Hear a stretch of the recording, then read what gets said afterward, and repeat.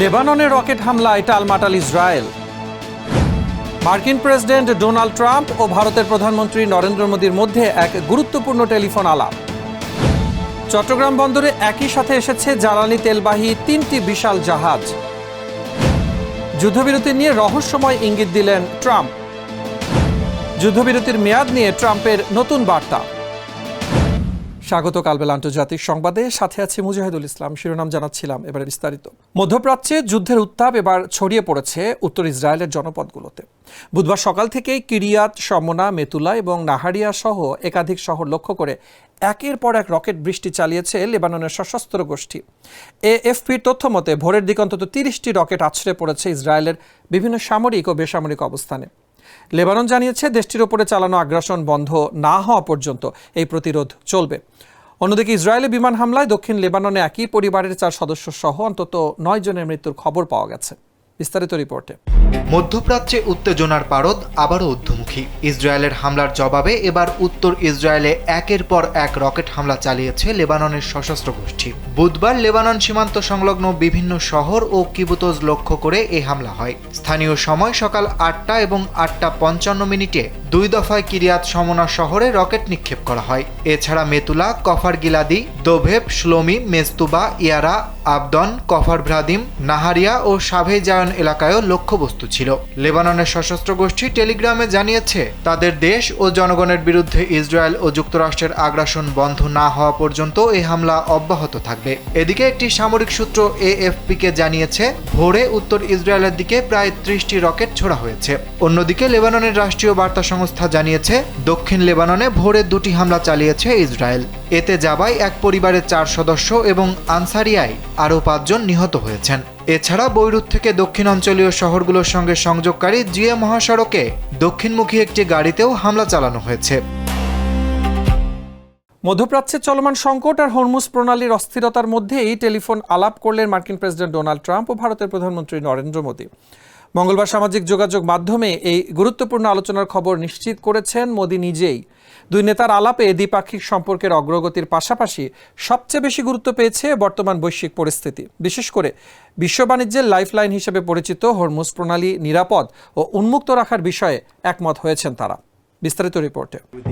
মার্কিন president Donald Trump ও ভারতের প্রধানমন্ত্রী নরেন্দ্র মোদীর মধ্যে এক গুরুত্বপূর্ণ ফোন আলাপ অনুষ্ঠিত হয়েছে। এ সময় দুই দেশের মধ্যকার দ্বিপাক্ষিক সম্পর্কের নানা বিষয় নিয়ে আলোচনা করেছেন তারা। মঙ্গলবার সামাজিক যোগাযোগ মাধ্যম ফেসবুকে দেওয়া এক পোস্টে এ তথ্য জানিয়েছেন ভারতের প্রধানমন্ত্রী। নরেন্দ্র মোদী জানান, বিভিন্ন খাতে ভারত ও যুক্তরাষ্ট্রের পারস্পরিক সহযোগিতার ক্ষেত্রে যে উল্লেখযোগ্য অগ্রগতি হয়েছে তা পর্যালোচনা করা হয়েছে। দুই নেতাই তাদের এই কম্প্রিহেনসিভ গ্লোবাল স্ট্র্যাটেজিক পার্টনারশিপ বা ব্যাপক বৈশ্বিক কৌশলগত অংশীদারিত্বকে সব ক্ষেত্রে আরও শক্তিশালী করার বিষয়ে তাদের দৃঢ় অঙ্গীকার পুনর্ব্যক্ত করেছেন। এছাড়া আলোচনায় দুই দেশের পারস্পরিক সম্পর্কের পাশাপাশি বর্তমান বৈশ্বিক পরিস্থিতির উপরও গুরুত্ব দেওয়া হয়েছে। বিশেষ করে মধ্যপ্রাচ্যের বর্তমান পরিস্থিতি নিয়ে দুই নেতা বিস্তারিত আলোচনা করেন। এই অঞ্চলে স্থিতিশীলতা বজায় রাখার স্বার্থে এবং বিশ্ব বাণিজ্যের অন্যতম গুরুত্বপূর্ণ পথ হরমুজ প্রণালী উন্মুক্ত ও নিরাপদ রাখার উপর তারা বিশেষভাবে জোর দিয়েছেন। জ্বালানি সংকটের মেঘ কাটিয়ে অবশেষে স্বস্তির সুবাতাস বইতে শুরু করেছে দেশের অর্থনীতির প্রবেশদ্বার চট্টগ্রাম বন্দরে। বেশ কয়েকদিনের অনিশ্চয়তা ঝেড়ে ফেলে বন্দরনগরীর জেটিতে ভিড়েছে জ্বালানি তেলবাহী 3টি বিশাল জাহাজ, যাতে রয়েছে কয়েক হাজার মেট্রিক টন ডিজেল ও ফার্নেস অয়েল। বিদ্যুৎ উৎপাদন সচল রাখা এবং গণপরিবহন ব্যবস্থা স্বাভাবিক করতে এই বিপুল পরিমাণ জ্বালানি এখন সময়ের দাবি। জাহাজগুলো ভেড়ার পরপরই আধুনিক পাইপলাইনের মাধ্যমে দ্রুত তেল খালাসের কাজ শুরু হয়েছে। বিস্তারিত দেখুন রিপোর্টে। দেশের জ্বালানি খাতের দুশ্চিন্তা কাটিয়ে অবশেষে এলো সুখবর। চট্টগ্রাম বন্দরে একই সাথে এসেছে জ্বালানি তেলবাহী 3টি বিশাল জাহাজ। বিগত কয়েকদিনের অনিশ্চয়তা ঝেড়ে ফেলে এই বিশাল চালানটি দেশের অর্থনীতির চাকাকে আরও সচল করবে বলে আশা করা হচ্ছে। সংশ্লিষ্টরা জানিয়েছেন এই 3টি জাহাজে রয়েছে কয়েক হাজার মেট্রিক টন ডিজেল ও ফার্নেস অয়েল। দেশের বিদ্যুৎ উৎপাদন সচল রাখা ও গণপরিবহন ব্যবস্থা স্বাভাবিক করতে এই তেলের ভূমিকা অত্যন্ত গুরুত্বপূর্ণ। চট্টগ্রাম বন্দরে জাহাজ ভেড়ার পরপরই তেল নামানোর বিশাল কাজ শুরু হয়েছে। স্যান্ডেলিনা সো, রূপচর্চায় আভিজাত্য। আধুনিক পাইপলাইন ব্যবহার করে সর্বোচ্চ গতিতে এই জ্বালানি জাহাজ থেকে সরাসরি মূল ডিপো ও স্টোরেজ ট্যাঙ্কে সরিয়ে নেওয়া হচ্ছে। দেশের বিদ্যুৎ কেন্দ্র ও বড় শিল্প কারখানাগুলোতে জ্বালানির যে চাহিদা তৈরি হয়েছিল, এই বিপুল পরিমাণ তেল সেই শূন্যতা দ্রুত পূরণ করবে। এর ফলে লোডশেডিং কমার পাশাপাশি বাজারে পণ্য পরিবহনেও নতুন গতি ফিরবে। সরকারের এই সঠিক সময়ের পদক্ষেপ, বন্দর ও কর্তৃপক্ষের দ্রুত তৎপরতায় জনমনে অনেকটা স্বস্তি ফিরেছে বলে দাবি করছেন সংশ্লিষ্টরা। এই বড় চালানটি আসার ফলে আপাতত জ্বালানি সংকট নিয়ে বড় কোনো দুশ্চিন্তার কারণ নেই। সামনে চমৎকার দুটি দিন দেখতে যাচ্ছেন। মার্কিন প্রেসিডেন্ট ডোনাল্ড ট্রাম্পের এমন রহস্যময় মন্তব্যে এখন তোলপাড় বিশ্ব রাজনীতি। ইরানের সঙ্গে চলমান 2 সপ্তাহের যুদ্ধবিরতির মেয়াদ শেষ হচ্ছে আগামী 21 এপ্রিল। কিন্তু এর আগে ট্রাম্প সাফ জানিয়ে দিয়েছেন তিনি আর এই মেয়াদ বাড়ানোর কথা ভাবছেন না। এবিসি নিউজ ও ফক্স বিজনেসকে দেওয়া সাক্ষাৎকারে তাঁর এই অনড় অবস্থান মধ্যপ্রাচ্যে নতুন করে যুদ্ধের দামামা বাজিয়ে দিয়েছে। ট্রাম্পের দাবি, ইরান এখন একটি বড় চুক্তির জন্য মরিয়া, আর যুদ্ধও তার সমাপ্তির খুব কাছাকাছি। কিন্তু এই সমাপ্তি কি কূটনীতির টেবিলে শান্তি চুক্তির মাধ্যমে হবে, নাকি 21 এপ্রিলের পর শুরু হবে আরও ভয়াবহ কোনো মহাপ্রলয়? বিস্তারিত রিপোর্টে। মার্কিন প্রেসিডেন্ট ডোনাল্ড ট্রাম্প সাফ জানিয়ে দিয়েছেন তিনি ইরানের সঙ্গে বর্তমান যুদ্ধবিরতির মেয়াদ বাড়ানোর কথা বিবেচনাই করছেন না। এবিসি নিউজ ও ফক্স বিজনেসকে দেয়া পৃথক সাক্ষাৎকারে ট্রাম্পের এই অনড় অবস্থান প্রকাশ পেয়েছে। ট্রাম্পের মতে এই যুদ্ধ এখন সমাপ্তির খুব কাছাকাছি। তিনি রহস্যময় এক ইঙ্গিত দিয়ে বলেন, আপনারা সামনে চমৎকার দুটি দিন দেখতে যাচ্ছেন। যদিও তিনি যুদ্ধের একটি কূটনৈতিক সমাধান বা চুক্তির ওপর জোর দিয়েছেন, তবে যুদ্ধবিরতি না বাড়ানোর ইঙ্গিত নতুন করে উত্তেজনা ছড়িয়েছে। ট্রাম্প দাবি করেন ইরান বর্তমানে একটি বড় চুক্তির জন্য মরিয়া হয়ে আছে। গত ফেব্রুয়ারিতে ইসরায়েল ও যুক্তরাষ্ট্রের যৌথ হামলার পর থেকে ইরান পাল্টা আক্রমণ শুরু করে। আগামী 21 এপ্রিল চলমান 2 সপ্তাহের যুদ্ধবিরতির মেয়াদ শেষ হতে যাচ্ছে। পাকিস্তান সীমান্তে 2 দেশের প্রতিনিধি দলের বৈঠক হলেও তাতে কোনো স্থায়ী সমাধান আসেনি।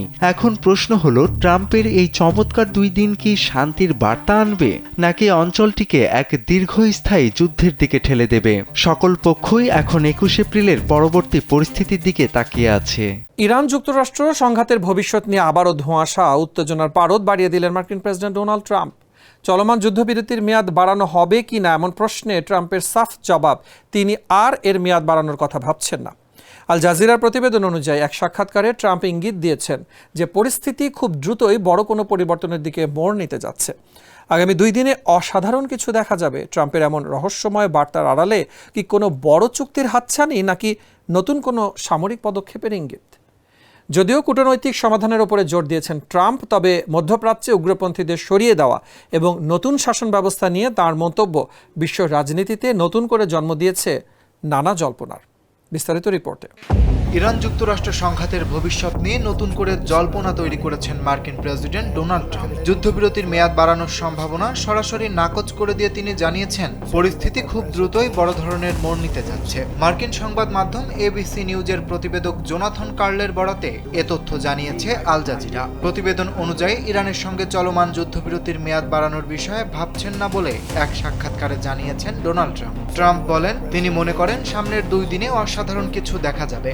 এ সময় তিনি ইঙ্গিত দেন খুব শীঘ্রই এই সংঘাতের একটি নিষ্পত্তি হতে পারে। তবে যুদ্ধের ফলাফল নিয়ে কিছুটা অনিশ্চয়তাও প্রকাশ করেছেন মার্কিন প্রেসিডেন্ট। তিনি বলেন এটি যে কোনোভাবেই শেষ হতে পারে, তবে কূটনৈতিক সমাধানকেই বেশি গুরুত্ব দিচ্ছে যুক্তরাষ্ট্র।